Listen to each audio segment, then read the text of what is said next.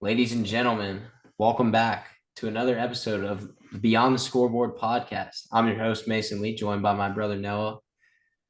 And what a week it's been since the last episode, a little over a week. But there was a lot of games we were waiting on to be played, specifically some from the last 2 days, which Noah's already shaking his head, so we know what that's about. But let's take it slow. Let's just run through the previous bowl games since then. We can kind of cap those off, just breeze through the scores, and then we'll. I don't even know where to start at. Where did we cover up until last time? The second? Yeah, but where did we start? I ain't got no clue, bro. I think we started. Tuesday, December 23rd. Yeah, because the first game we picked was Louisville Toledo. Yeah, so Louisville did come away with that one, but that was way tighter of a game than it should have been. Same team, by the way, that beat current Miami. semifinalist Miami. Unbelievable. Yeah. And they beat Toledo by 5, 27-22 in the Bush's Boca Raton Bowl. Then we moved down to the New Orleans Bowl with Western Kentucky and Southern Miss, where the Hilltoppers took down the Golden Eagles 27-16, which I'm pretty sure we picked the Hilltoppers here, but I'm not sure. Yeah, I know I did. And in the Scooters Coffee Frisco Bowl, these names are ridiculous, man. Yeah, I don't know. Ohio stuns 10-3 UNLV, 17-10. I was really hoping UNLV got a win here because I like Alex Orji. So Yeah, does he even start for them? he's injured. Yeah, that makes more sense. He's an ending injury before the season even started. Oh, that's good. It's always good. Yeah. Hawaii comes away with the victory in the Hawaii Bowl, that's just a home game. It's just a glorified home game. But do they ever not play in the Hawaii Bowl? I don't know. I'd have to. Can I look that up real quick? Hawaii Bowl history. Let's check it out. No, I don't want the Hawaii Bowl history. I want Hawaii's bowl history. Hold on. Oh, and it's just giving me the history of the Hawaii Bowl. Well, look at it. See how many times Hawaii's been. Oh, good point. Yeah. Let's see.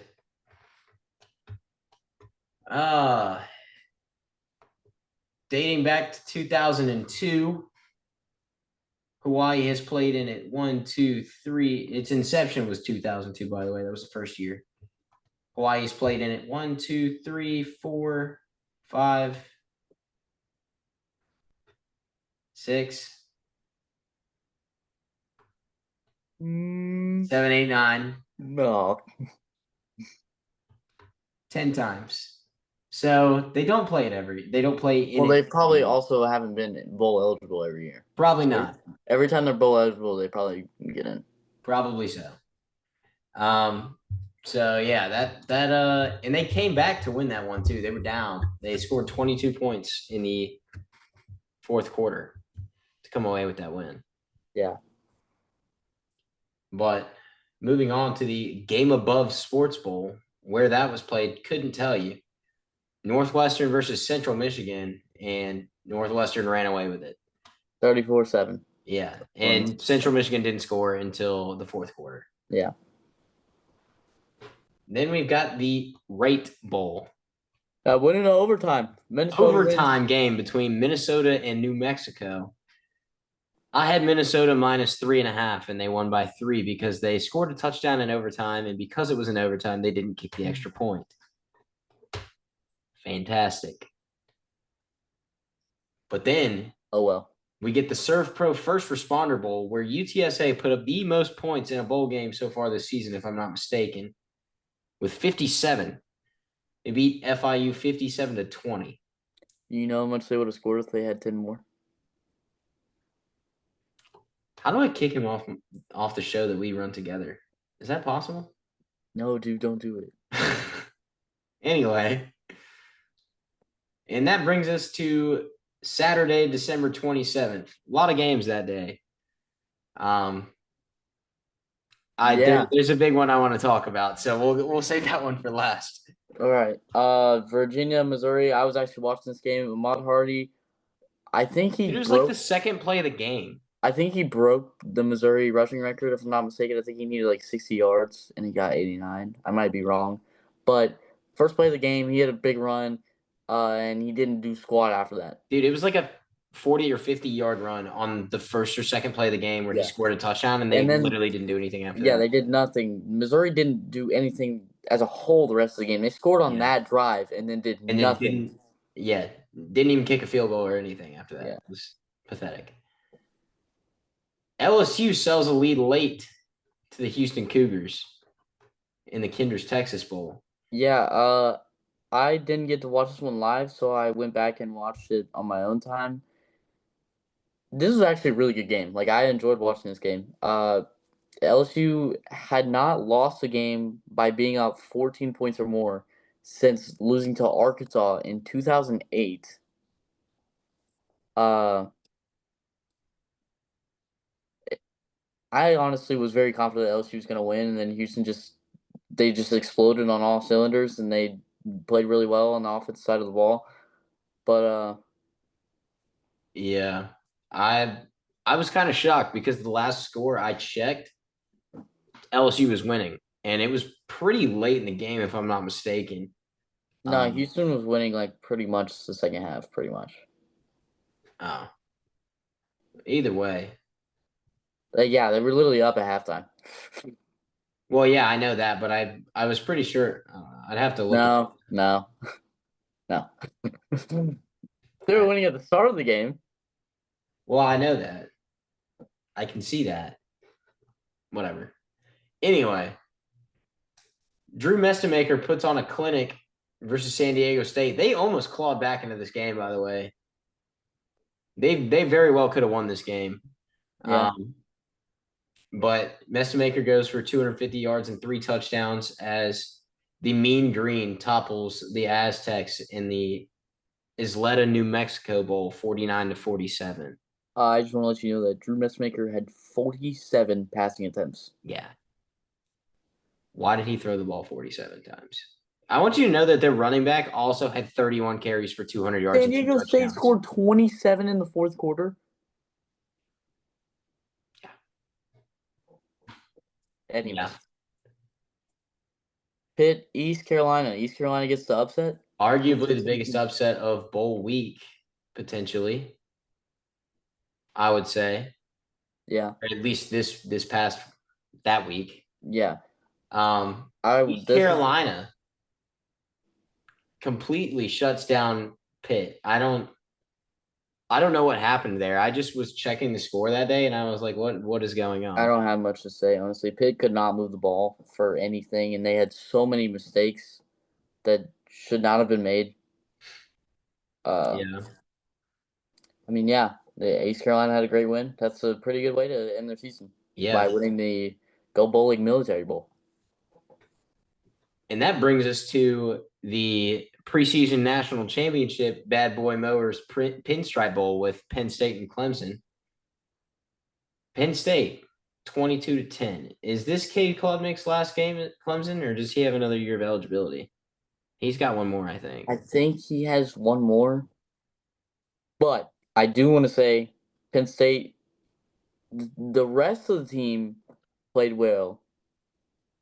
But if I'm not mistaken, his first name is Eric. Eric Grunkemeyer, if I'm correct. He sucks. He's got to get out of Penn State right now. That boy is terrible. His stat line's decent. I don't care what the stats say. I was watching him play. That man sucks. He's got to leave. Maybe he needs to go to East Carolina. How about just anywhere? That's not a power conference school. Yeah. Then we got the Wasabi Fenway Bowl. I was not expecting this one. Yeah. Army absolutely ran away with it against UConn. And UConn beat Duke, the ACC champion. Yeah, UConn's had a very explosive offense like the entire season, and they just got smacked in the face by Army. I would like the audience to know that the Army quarterback threw the ball 8 times the entire game, and they put up 51 points. God, Army football is so strange. It's certainly something. All right, let's get this next one out of the way quick. Fresno State beats Miami, Ohio 18-3, nothing special. Snoop Dogg Arizona Bowl. Yeah. Now we can get to the one that you want to talk about. The People's National Championship. The Pop-Tart Bowl between Georgia Tech and Brigham Young University. Okay. I would like to say Georgia Tech was up 21-10 at halftime. We were all feeling good on the Georgia Tech side of the stadium. And then we slowly watched our lead crumble away in the fourth quarter with some questionable missed calls from shocker Big Ten officials. I believe that turned the tide of the game personally. That being said, Georgia Tech did shoot themselves in the foot. They got a field goal blocked. They couldn't execute in the red zone in the second half. And to top it off, on the last drive of the game, Georgia Tech is down 25-21. They have the ball, a little under a minute to go. It's 4th and a mile from their own 25, 30-yard line. Haynes King, my GOAT, slings it down the sideline. It's caught. Georgia Tech is on BYU's 30 with about 35 seconds to go and 3 timeouts. And they proceed to throw it to the end zone 4 times. Oh, I couldn't believe it. I could not believe it. If Brent Key announces that man as the next offensive coordinator, I'm going to lose my mind. Because why? You have 3 timeouts, you have 30 seconds, and it's not even 1st and goal. It's 1st and 10. You can still get a first down. You want to talk about bad offense coordinators? We're going to be talking about one. Oh yeah, that's. But to cap it off on this game, you can't blaming the refs or not. I'm not blaming the refs for the loss. I think it definitely didn't help. Okay, refs or not, you can't expect to win a game if you don't put up any points in the second half, especially not when you're playing a team like BYU. I know. Who's been very productive all year. They've been unbelievable in the second half all year. They've won so many games from behind. Yeah, I mean, UCF, literally like one of the last weeks of the season, they were losing at one point. Yep. But, yeah, I mean, Haynes King, he kind of sold the game himself. I mean, he threw the ball right over the guy's hands, by the way. I know. It is such a sad way to see him go out, man, because the announcers called it a Pop-Tart length away from a game-winning touchdown and then proceeded to throw an interception on 4th down to end the game, which, again, did not have to be thrown at the end zone. Ridiculous. He's buns. Yeah, he's going to commit to LinkedIn, unfortunately. I would love for an NFL team to just give him a little practice squad spot. That'd be cool. He might be Mr. Irrelevant. You never know. He could be. All right. Let's get to the important stuff. You don't want to – can we – Yeah. The other bowl games between last Saturday and the playoff games. Georgia Southern 29-10 over App State. I mean, in-conference bowl game. I hate those. Birmingham Bowl. Yeah. I went there last year. Kind of a I do want to save USC and TCU for last until we get to the playoff games. So okay. Louisiana Tech beats Coastal Carolina 23-14. Yeah, Coastal Carolina was actually up at halftime, and then they proceeded to. Yeah. Oh, this one. Illinois, Tennessee. Smoked. Tennessee sucks. They had so many players opt out. I don't know if you saw that. Yeah, they did, but they suck. Yeah, no, it was pathetic. I was watching that game. I was at work, and I was watching that game. That defense couldn't stop a wet paper bag, dude. I feel like that's the story of Josh Heupel. I feel like that's the story of Josh Heupel's coaching career. No, that's not true at all. It's either they have an electric defense and can't score, or all they can do is score and they can't stop anybody. Whatever. All right, now we get to the USC TCU game. The Valero Alamo Bowl. I was upstairs in Jordan Hane's household playing pool while this game was on in the corner of the room, right? USC was winning for a while. So I was like, oh, USC's got to win this game, right? There's no way they don't. And then TCU just has this awesome drive at the end of the game to take it to overtime. And then USC kicks a field goal in overtime. And the TCU running back who got the ball to end the game was like, his coordination to stay in bounds on the last play. He was running down the left of the sidelines, and he like crossed his feet like 15 times to get in the end zone. Electric It was tightrope crazy. walking. It was crazy, crazy game for TCU. Unbelievable. Yeah. Now we So can get to they the good take stuff. down USC with another upset during bowl week. Wednesday, do you want to run through these bowl games and then hit the playoffs? Devin Dampier, crazy game. Yeah, literally obliterated Yeah, Nebraska. They beats never stood a Nebraska chance. 44-22. Yeah, The SEC goes down in another game to Iowa. Vandy loses to Iowa yeah. 34-27. Uh, they actually were down by 18 at one point and Mhm. They managed to clawed come back. back, Yeah. but it was a little too too late. Arizona Then the State too. SEC finally won a game. Yeah, we can talk about that one first. Yeah, they won a game against with Texas and Michigan in the Cheez-It Bowl. Arch Manning actually played a really good game. I was He did. impressed. He looked really good. Yeah. He's Um, made a lot of improvements. As much as I was hating on him earlier this season, he has made a lot of improvements this yeah, year. I mean, 376 total yards and 4 total touchdowns. That's everything you want from your, Yeah. your main leader there. Duke I've played got beef with the Tony the Tiger Sun Bowl. Okay. I picked Arizona State. Georgia Tech legend Jeff Sims in the pocket. Yeah, your Georgia But Tech legend sucks. idiot. Yeah. Idiot, Yeah, dude. let me throw. All right. My team is wearing the white jerseys this game. My team is wearing the white jerseys this game. Let me throw it to the blue ones. All right, game is on the line. Let me throw it directly at the guy in the blue jersey. Yep. Yeah, so they had this game won, by the way. It was 39-35. Oh, yeah, 100%. They had the ball. All they had to do was basically run out the clock and maybe kick a field goal. They proceed to fumble.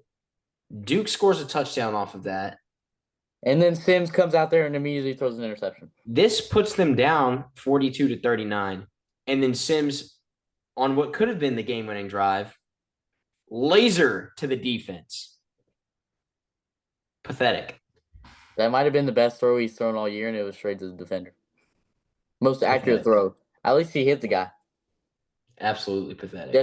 Jeff Sims sucks. I don't care what anybody says. He sucks. I don't know how he's still in college, dude. I don't either. Was he not at Georgia Tech in like 2020? He was. He was recruited by Jeff Collins. He was in the same recruiting class as Jahmyr Gibbs, 3-time All-Pro. 3-time Pro Bowler, by the way. This guy's still in college. Jahmyr Gibbs' first year in the NFL was 2023, by the way. Yeah. It is 2025. Yes, but 23 season, 24 season, 25 season. I know. Yeah, I know. Oh, I thought you were saying I was wrong about the 3 Pro Bowls. No, I'm just saying like. Granted, he was at Tech for 2 years, went to Alabama for 1, and then left early. But still, the calendar year is now 2026. Happy New Year, by the way. Yeah. It's unbelievable. Just want to let everybody know that's watching the podcast. I just broke the glass. You're an idiot. Yeah. Unexpected outcome here. Or was it? You guys are right. Ruben Bain is that guy. Ruben Bain is him. Yeah. That dude's I don't know. I don't know where this Miami defense was at when they were playing Louisville and SMU, but they decided to show up today. Yeah. I mean, I think this is I don't think obviously that they're on par with last year's Ohio State team, but I think you're looking at a very similar scenario where a team gets in late, they get hot, and they start looking really good. And I think that's what you're looking at here. When you let up in total, was it 17 points in the last 2 games between 2 of the best offenses in the country? Yeah. That's pretty impressive. Miami looks scary, and I'm really interested to see what's going to happen in their semifinal game, which we'll get to their opponent momentarily. I got to watch all of that game. Wow. Incredible. But I mean, the difference maker in this game truly was the pick six. And Yeah, as good of a stat line as Jeremiah Smith had, that pick six is entirely on him. Completely whiffed the block. That guy proceeded to take the ball to the crib. you ever diss on my sweet king again? I'll come to the screen I'm and just punch you in saying, the face. you know I'm right too. That's why you're He mad. never makes mistakes. You Never. know I'm right. That's why you're mad. Whatever. But kicking the new year off strong, or maybe lack thereof, the Capital One Orange Bowl featuring Oregon and Texas Tech. I was a big believer in Texas Tech, man. Their defense is crazy, honestly. They played an unbelievable game considering how long they were on the field, but they couldn't move the ball if a gun was pointed at their face. It was unbelievable. I The mean, I feel like this just shows the difference between Big 12 and other conferences. I mean, yes, but I'd also like to mention I know the final score is 23-0. The final score was 16-0. That was a Yeah, it stupid was. garbage time touchdown that Dan Lanning ran a dive on 4th and goal up 2 scores with 50 seconds to go. Yeah. The final But score 16-0. yeah. Um I mean Oregon this game was honestly really boring. Like I Yeah. found no excitement watching this game. Like it was so boring. Well, this is exactly how it went. Texas Tech turned the ball over. Oregon would get almost all the way to the end zone and then kick a field goal. And then Texas Tech would turn the ball over again. They'd get all the way to the end zone and then kick a field goal. And then they turned the ball over one more time. And then they finally scored a touchdown off of that. And then that was pretty much it. Just want to mention, even though they won, Dante Moore still had 0 touchdowns. That guy sucks. Dante Moore hater. Dante Moore hate club here at Beyond the Scoreboard. Yeah. You guys bum. I can't believe Texas Tech was technically in this game until the end, despite 4 turnovers. Yeah. Unreal performance from the defense there. Yeah. But Oregon will go on to play the winner of the Rose Bowl. And this was an absolute ass whooping. There's no other Yeah. way to put it. Yeah. Indiana spanked Alabama, just absolutely whooped them. Fernando Mendoza only threw 16 passes this game, and they proceeded to win 38-3. Just want to let y'all know, Nick and you yourself doubted Indiana's ability to I win this doubted. game. I'll never Even doubt again after even that. after I knew I was a big Indiana doubter for a long time. Even after they beat Oregon, I was a big Indiana doubter, and they beat Ohio State, and I was like, this team's really not bad, like at Yeah. all. Stig has turned this program into a Powerhouse. yeah. They flipped the switch in 2 years. I mean, Yeah. One of the worst, historically worst college football programs in the nation to now 25-2, a Big Ten title, and 2 games away from a national championship. yeah, actually a crazy game by Indiana. Defense played amazing. Shutdown. Yeah. Uh, they played so bad that Ty Simpson had to make up an injury and leave the game. That's how bad. That's how Yeah, he good. got benched. Let's be for real. Yeah, like he's not hurt, dude. No. Unless he just magically came in with some injury. Yeah, no. But Austin Mack, I will say this: Austin Mack, Alabama quarterback, backup, he actually looked not half bad Yeah. when he came in. It was like the offense had actually found like a spark. Just they I'm couldn't not do gonna it. lie though, Spark. if I was guessing, I still think they're probably gonna poke their head in the transfer portal and look for a quarterback. Maybe Austin Simmons, who just declared for the portal today.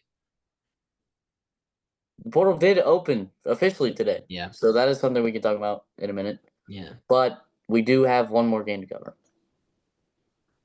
Man, we could spend a long time on this game. Yeah, we can. We could. The All-State Sugar Bowl. You can't spell sugar without UGA. And it was UGA versus Ole Miss. I hate the Sugar Bowl. We are 1-3 in our last 4 appearances in the Sugar Bowl. Is Georgia the needs Sugar Bowl to. the problem? Yes. I don't think the Sugar Bowl's No, the there's problem. more. There's more than one problem, but the Sugar Bowl Yeah. sucks. I wish we never played the Sugar Bowl ever again. Well, Anyways, obviously, the way we're talking about this, we know Georgia has lost the Sugar Bowl.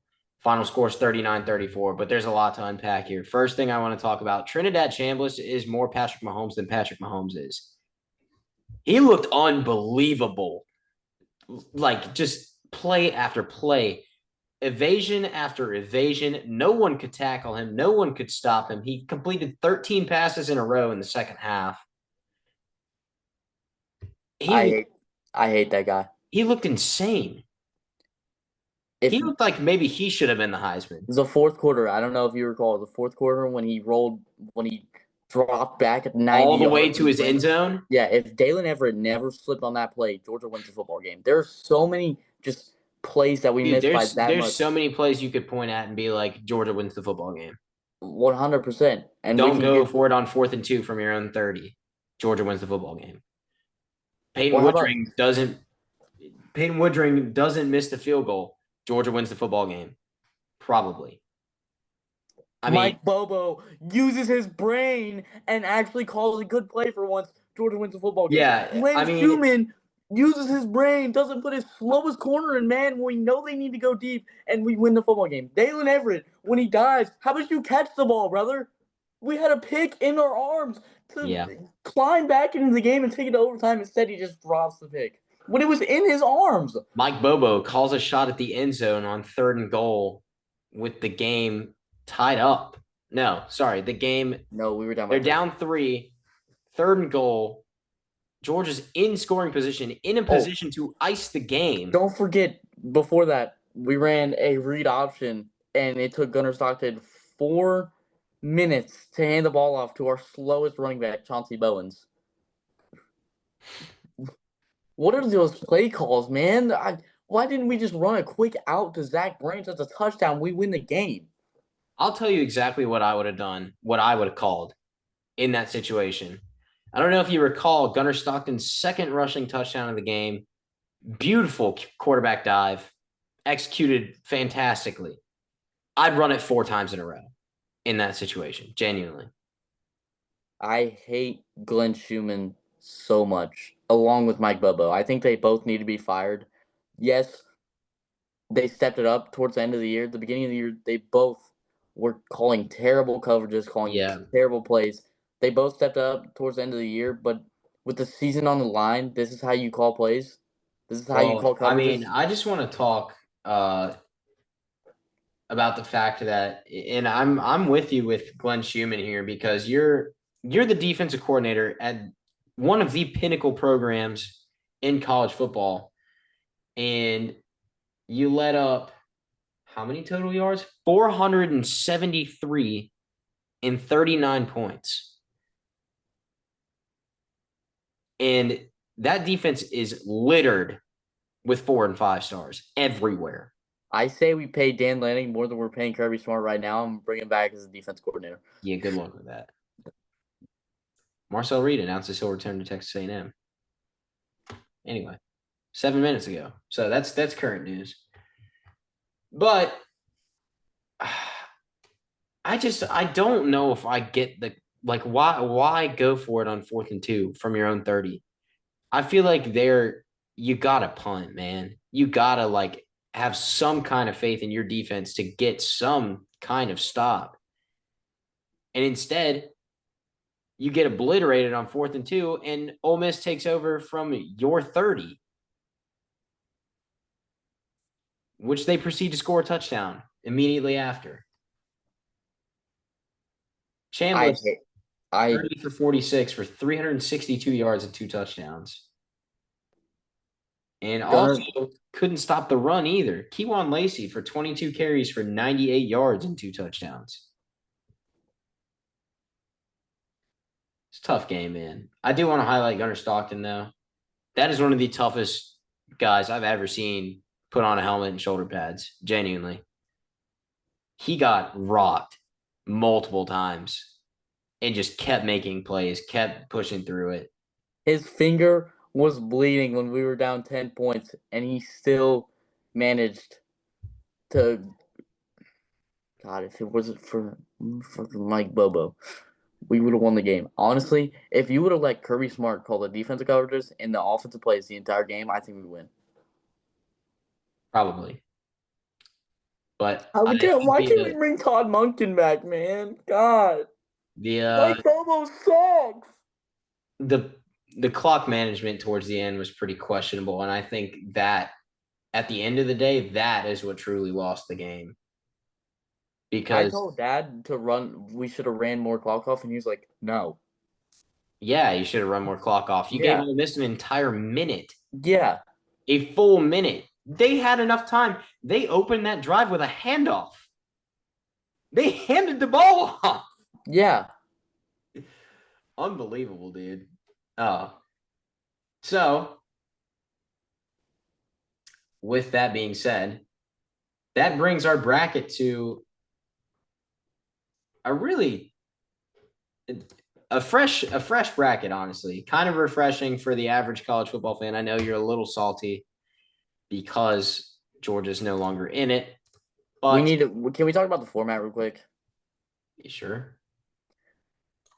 I know they won't go down in teams, but they have to go up. The bye week is screwing so many teams over Yeah. right You now. your teams, you've got you this is the second year of the 12-team playoff, and your bye week teams are 1 One and in seven. 7. That's a problem. And like I know people are just gonna say, well, Indiana won, skill issue. Well, Indiana might be the best coach team in college football. So, Yeah. and granted, I think Kirby did a pretty good job of getting Georgia prepared, but Ohio State and Texas Tech looked like they weren't ready at all. No, they looked like they had been asleep the entire month. Yeah. They need to go up to. I wish they would go down to 8 or even go back down to 4, but they have to change They need something. to go to 16. Yeah, they have to change something to 12. I don't know whose idea it was to not go to 8 or 16, but to go to 12 so somebody gets a bye week. I don't know I whose don't idea that I was. hate that. I hate bye weeks in playoffs. I think they're stupid. Yeah, especially for one, you're already getting enough bye weeks going into the playoffs. The playoffs start December 20th. The conference championship games are the first week of December. That Yeah. is enough time off to where you don't have to wait for a month. Yeah. It's so dumb, man. Yeah. They gotta change something. I mean, I will say though, this is a nice semifinal to see. Neither of these teams have ever won a national title. One of them is inevitably going to compete for one. This team has never won a national title by themselves. They have a shared national title. And Miami hasn't won anything since 2001. So it's been 25 years for them.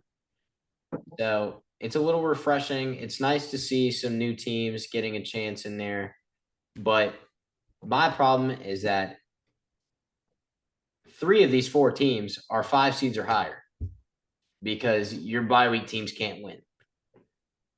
I And wonder why that is, College Football Playoff Committee. yeah, Maybe because when teams have a month off, they can't do anything. Because it was different when in the 14 playoff, the teams had a month off, but every but team in they the all playoffs, had a yeah, month they off. all had a month off. It's so Yeah. Only dumb. these teams have a month off. These teams all played last week. They had about 2 weeks. Mm, They gotta change something, man. yeah. Or But if they don't change something, they're just gonna have an 8 seed win every year. I mean, like that's just yeah, I mean, you're looking at a very strong possibility of that right now. Opening spreads here for the games not early next week, but Thursday and Friday next week. You've got Miami favored by 3.5 and Indiana favored by 4. I genuinely don't have a pick for either of these games, honestly. I think Indiana will win. That is the most confident I am in either game. wanna wait till next week to pick these games. I mean, we can't. I mean, let's check the calendar here. Yeah, we could Because wait. next week games are the 8th and the 9th. Yeah, we could wait till next week to pick these games. But this is your CFP semifinal right here. You got the Chick-fil-A Peach Bowl with a Big Ten matchup, Big Ten rematch from earlier this season. And you've got the Verbo Fiesta Bowl with two teams that didn't make their conference title games. Yeah. Awesome. Crazy how that worked out. But Screw the bye week, man. yeah, the bye week is an issue, I think. Ruined my whole mood today. Yeah, I had a feeling you weren't going to be too happy, but at least we suffer together. Go Jackets. Go Jackets. Yeah, but your team sucks. Okay. The only problem with mine is my coordinator sucks. Listen. That's true. We're on the come up. Okay. We're on the come up. No, you already got your come up. You're on the come down now. I know. Well, time for a reality check, pal. See, but the thing about Tech is that a lot of their key players that they've had over the last few years with Key, they've gotten out of the portal. These aren't guys they're developing. So am I really concerned with the recruiting class they brought in? Not really. If they don't bring in a bunch of really good transfers, am I going to be concerned? 100%. Who's going to be the quarterback? Right now, Garrett Knowles. But I don't know. I want to give a shout out to Michigan basketball for beating a ranked USC team by 30 points. Nice. Speaking of ranked team, Georgia Tech played Duke the other day, almost won. Yeah, almost won. Almost won. I do. What's Saturday's a big day for college basketball, so I just want to look at something real quick. Alabama, Kentucky play tomorrow, by the way. And the Dogs, their football season's over, but the basketball one's not. We're ranked and we're playing Auburn at home in Athens. That should be an electric game. In the stead, Georgia's favored by 4.5. Really? Yeah. I haven't really been keeping up as much as I should have. Is Auburn any good this year? No. Oh, well, that Bruce makes Bruce Pearl or Pearl. Bruce Pearl? Yeah. Yeah, he retired. That'll do it. Yeah, but I think Jeremiah Wilkinson, he's a dog. He's averaging 17 points a game for Georgia right now. I think it might be higher, but he's the real deal. Sounds like the real deal. Yeah. Yeah, that is a big game Saturday. Alabama, Kentucky. I can't believe Kentucky already has 4 losses. Tennessee, Arkansas. Yeah. Both ranked. Yeah. I think this Tennessee team, which Tennessee is the only basketball team I actually really knew anything about, to be honest with you, because I paid attention while I was there because they were good. But okay. I don't think this Tennessee team is quite what it was. When Dalton Connect was there, baby. Dalton Connect was my favorite college basketball player I've ever seen pick up a ball. Mine has to be Ace Newell. And I was a big Jose Alvarado guy. Ace Newell changed college basketball for me. Yeah, I could see that. He brought Georgia basketball back. Dalton Connect, man. Oh, there was nothing like just watching him drop a 3 right in Auburn's face after he dropped 41 on them. Oh, electric. Yeah. It was a lot of fun. All right, I need to eat something, so. Yeah, I think I don't think we need to really go through any of these bowl games that are up and coming. I need to eat. There's not really much left after today, what's going on right now. Yeah. It's just the semis left after that. So congrats to all the teams that made it to bowls. Congrats to all the teams that won their bowls. Happy New Year once again. Like, comment, share, all that good stuff. And we'll see you in the next one where we talk semifinals and potential national championship winners, as well as some transfer portal news. See you next time.